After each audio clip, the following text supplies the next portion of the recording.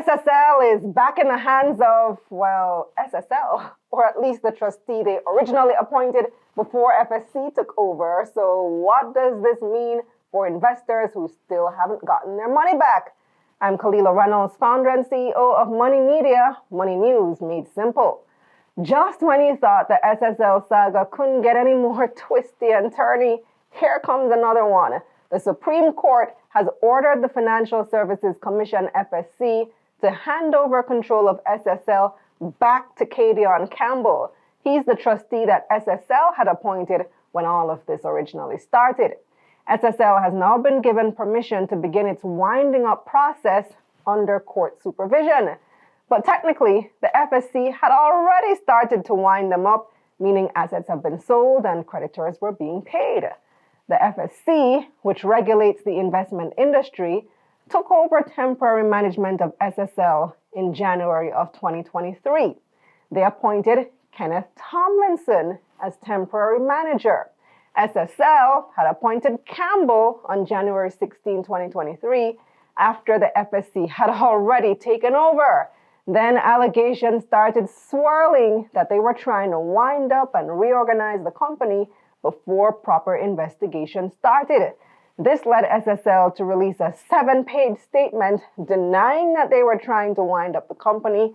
They claimed Campbell was only there to do an independent business review and check on the company's finances. The FSC sued SSL and Campbell for going against its directive. And well, here we are a year and a half later, and the Supreme Court has ruled in favor of SSL and Campbell. So what happens now? Well, the court's ruling was with immediate effect, so the FSC should have already given control back to Campbell. As for what his next steps are, your guess is as good as mine. Like I said, the winding up process has already started. SSL, under Tomlinson's management, has reportedly refunded over 1,200 customers whose money was stuck in limbo during the investigation. Speaking of which, the investigation is all but done, as the teams have turned over all their information to the Office of Public Prosecutions.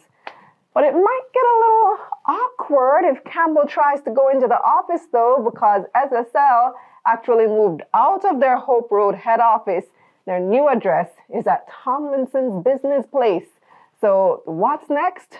I don't really know, but the whole saga is exhausting, and that's the bottom line. So what do you think of this latest SSL update? Do you think the court should have taken control from the FSC? Why or why not? Let me know in the comments. Subscribe to my newsletter for money news like this straight to your inbox. Click the link up here or in the description below. Let's get this money. Let's get this money.